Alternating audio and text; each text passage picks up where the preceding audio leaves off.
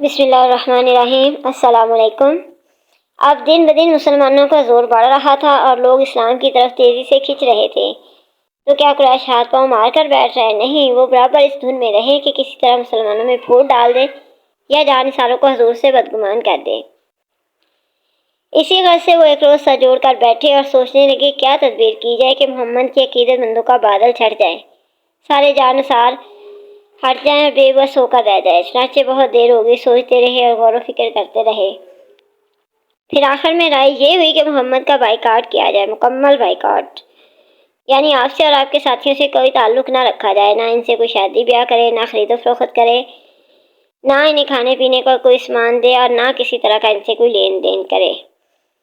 اس رائے کی سب نے تائید کی۔ پھر مزید اطمینان کے لیے ایک تحریری معاہدہ بھی تیار ہوا جس میں انہی ناپاک عزائم کا تذکرہ تھا، اور وہ معاہدہ کعبہ میں لٹکا دیا گیا کہ ہر ایک اس کا احترام کرے، نہ کوئی اس کی خلاف ورزی کرے اور نہ اس کو ہاتھ لگانے کی جرات کرے۔ پھر قریش کے کچھ سردار آل مطلب کے پاس گئے اور بولے اب بس دو ہی شکلیں ہیں، یا تو محمد کو ہمارے حوالہ کر دو کہ ہم اس کو قتل کر دیں، اسی طرح تم کو بھی آرام مل جائے گا اور ہم کو بھی چین نصیب ہو جائے گا، نیز ہم تم کو بہت سا خون بہا بھی دیں گے، اگر اس پر راضی ہو جاؤ تو کیا کرنا، ورنہ ہم تمہارا بائک آؤٹ کر دیں گے، پھر نہ تم سے کبھی خرید و فروخت کریں گے اور نہ کوئی لین دین، نتیجہ کیا ہوگا، تڑپ تڑپ کر مر جاؤ گے، اب کہو کیا خیال ہے۔ آل مطلب کبھی یہ سوچنے کو بھی تیار نہ تھے کہ آپ کو ان بے رحم ہاتھوں میں دے دیا جائے اور وہ اپنے دل کے ارمان پورے کریں کہ آپ ہی ان کی آنکھوں کا نور اور دل کا سرور تھے۔ چنانچہ انہوں نے قریش کی ان دھمکیوں کا ذرا بھی خیال نہ کیا اور صاف صاف کہہ دیا ہر بات گوارا ہے اور محمد کو چھوڑنا گوارا نہیں۔ مشرکوں نے کہا تب ٹھیک ہے، ایسے ہم تمہارے دشمن ہیں اور تم ہمارے دشمن، اب ہم تمہارا محاصرہ کریں گے۔ چنانچہ قریش نے ان کا محاصرہ کر لیا اور بھوک کو مارنے کی مہم شروع کر دی۔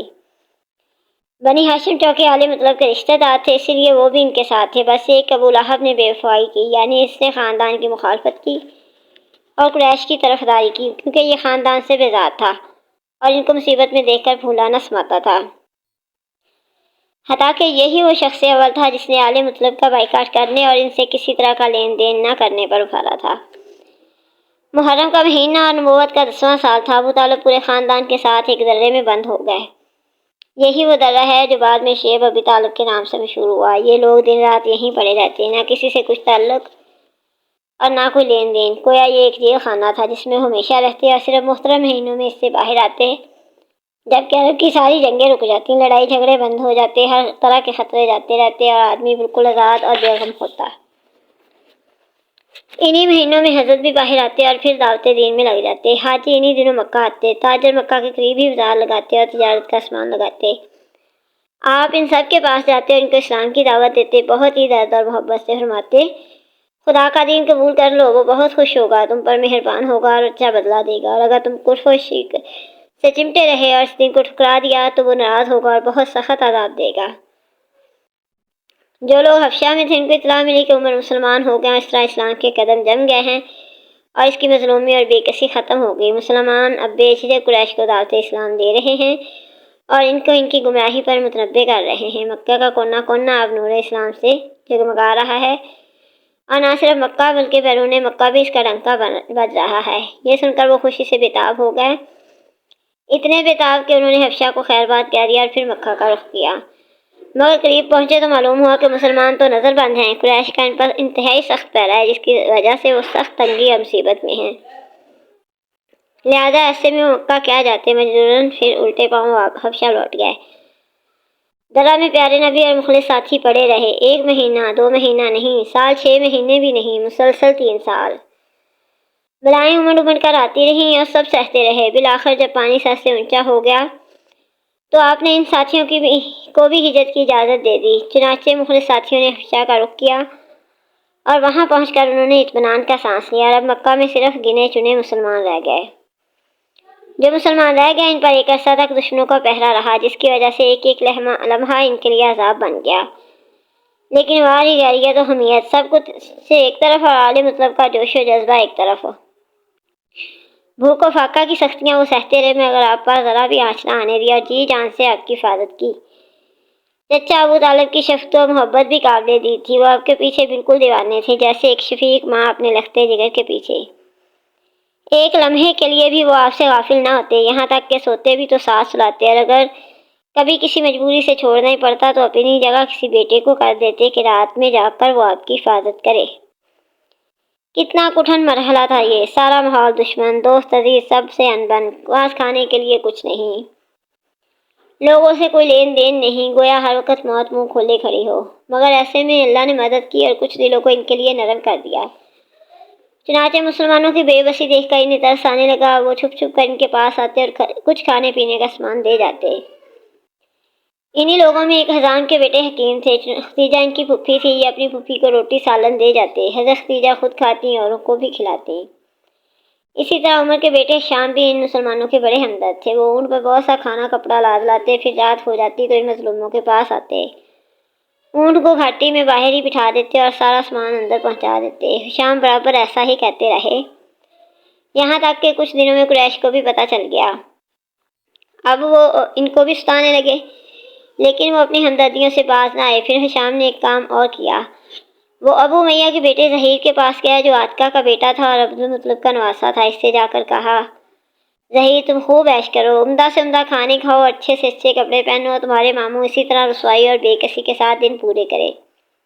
کیا تمہیں یہ گوارا ہے؟ خدا کی قسم اگر یہ لوگ ابو الحکم یعنی ابو جہل کے ماموں ہوتے اور تم اس سے ایسا کرنے کو کہتے تو وہ ہرگز نہ تیار ہوتا۔ ظہیر بولا، میں تنہیں تنہا کر ہی کیا سکتا ہوں، خدا کی قسم اگر کوئی ساتھ دینے والا ہوتا تو میں اس معاہدے کو توڑ دیتا۔ ہشام نے کہا، کوئی اور مل جائے تو؟ ظہیر بولا، وہ کون؟ ہشام نے کہا، میں۔ ظہیر بولا، اچھا ایک اور آدمی تلاش کرو، کوئی اور مل جائے تو بڑا اچھا رہے گا۔ چنانچہ دونوں جوان معاہدہ توڑنے کے لیے کمر بستہ ہو گئے، وہ معاہدہ جو سارے قریش کا معاہدہ تھا، اور اب کسی تیسرے کو ڈھونڈنے لگے۔ اللہ نے ان کی مدد کی اور نہ صرف ایک بلکہ 3 بہادر ان کے ساتھ ہو گئے، اور یہ تینوں قریش کے معزز سردار تھے۔ ایک عدی کے بیٹے متم، دوسرے ہشام کے بیٹے ابو البختری اور تیسرے اسود کے بیٹے زمعہ تھے۔ صبح ہوئی تو ہشام، متم، ابو البختری اور زمعہ گھر سے نکل کھڑے ہوئے۔ کعبے کے قریب ہی قریش جلسہ جمائے بیٹھے تھے، یہ چاروں سردار بھی وہیں جا کر بیٹھ گئے، مگر ظہیر گئے اور انہوں نے کعبے کا طواف کیا اور پھر آ کر بولے، مکہ والو، ہم تو مزے سے کھاتے پیتے ہیں اور بنی ہاشم ایک ایک نوالے کو ترس رہے ہیں، نہ کسی سے لین دین کر سکتے ہیں نہ خرید و فروخت، کیا یہ مناسب ہے؟ کیا انسانیت اور شرافت کا تقاضا یہی ہے؟ خدا کی قسم میں تو بیٹھ نہیں سکتا جب تک کہ اس معاہدے کی دھجیاں نہ اڑ جائیں۔ یہ سنتے ہی ابو جہل تن کر اٹھا اور کڑک کے بولا، تو نے غلط کہا، خدا کی قسم یہ ہرگز نہ ہوگا۔ اسی دم ظہیر کے سب ساتھی ایک ساتھ بول اٹھے، ہاں ہاں بالکل ٹھیک ہے، یہ ہوگا، ضرور ہوگا، ہو کر رہے گا۔ ابو جہل سمجھ گیا یہ سوچی سمجھی اسکیم ہے، اس میں بولنا بیکار ہے، چنانچہ وہ کلیجہ محسوس کر بیٹھ گیا۔ پھر متم عہد نامہ پھاڑنے کے لیے آگے بڑھا، مگر دیکھا تو اس کو دیمک چاٹ گئی تھی اور صرف ایک فقرہ باقی تھا جو عہد نامہ کے شروع میں تھا۔ وہ فقرہ تھا، بسمک اللہم، اے اللہ تیرے نام سے۔ عہد نامہ چاک ہو گیا تو پیارے نبی اور مخلص ساتھی درے سے باہر آ گئے اور پوری سرگرمی سے پھر تو تبلیغ میں لگ گئے۔ یہ نبوت کا 10واں سال تھا۔ سر سے نظر بندی کی بلا تو ٹل گئی، لیکن یہیں پر بس نہ تھا، جو بلائیں ابھی گھات میں تھیں وہ اس سے بھی زیادہ سخت اور جان گسل تھیں۔ کچھ ہی دن گزرے تھے کہ ابو طالب بیمار پڑ گیا اور حالت بہت نازک ہو گئی، یہاں تک کہ قریش کو ان کی موت کا اندیشہ ہونے لگا۔ چنانچہ انہوں نے طے کیا کہ ایک بار پھر ابو طالب کے پاس چلے، ان سے کہیں وہ زندگی ہی میں ہمارے اور محمد کے درمیان کوئی فیصلہ کر دیں، کیونکہ اگر موت کے بعد اس کو ستائیں گے تو اہل عرب آر دلائیں گے اور کہیں گے زندگی میں تو ہمت نہ ہوئی، اب چچا مر گیا تو یہ شیر بن گئے۔ غرض ابو طالب بسترے مرگ پر پڑے آخری سانس لے رہے تھے کہ اسی وقت قریش کے کچھ سردار پہنچے اور بولے، ابو طالب، ہمارے دل میں آپ کا کیا مقام ہے، اس سے آپ بے خبر نہیں، ہماری تمنا ہے کہ بھتیجے کے بارے میں آپ انصاف کریں اور اس سے کہہ دیں کہ نہ وہ ہمارے دین کو کچھ کہیں نہ ہم اس کے دین کو کچھ کہیں۔ چنانچہ ابو طالب نے پیارے نبی کو بلوایا اور آپ کے سامنے قریش کی بات رکھی۔ سب کچھ سن کر آپ نے فرمایا، آپ لوگ صرف ایک فقرہ کہہ دیں اور بس، میں اور کچھ نہیں چاہتا۔ قریش نے کہا، وہ کیا؟ آپ نے فرمایا، لا الہ الا اللہ۔ یہ سنتے ہی وہ غصے سے تلملا اٹھے، آپس میں یہ کہتے ہوئے چل دیے، یہ شخص تو تمہاری بات ماننے کا نہیں، اب اس کے ساتھ جو کچھ کرو معذور ہو۔ پھر آپ نے چچا سے فرمایا، چچا ایک فقرہ کہہ دیجئے کہ قیامت کے دن میں آپ کے حق میں گواہی دے سکوں۔ مہربان چچا، صرف لا الہ الا اللہ کہہ دیجئے۔ چچا نے کہا، اہل عرب طعنے دیں گے اور کہیں گے، ابو طالب تو موت سے ڈر گیا۔ بھتیجے، اگر یہ اندیشہ نہ ہوتا تو پھر تیری بات ضرور مان لیتا۔ پیارے نبی کو چچا سے بہت محبت تھی، آپ کے دل میں ان کی بڑی چاہت تھی، آپ ان کے لیے دنیا کی کامیابی چاہتے تھے، وہیں آخرت کی سرخروئی کے بھی متنمی تھے۔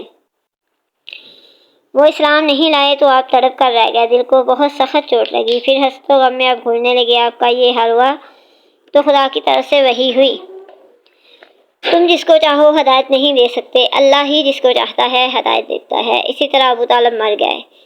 ہاں، وہی ابو طالب جو آپ کے سہارا اور مددگار تھے، آپ کے مونس اور غمگسار تھے، اور آپ قریش کی بے رحمیوں کا نشانہ بننے کے لیے تنہا رہ گئے۔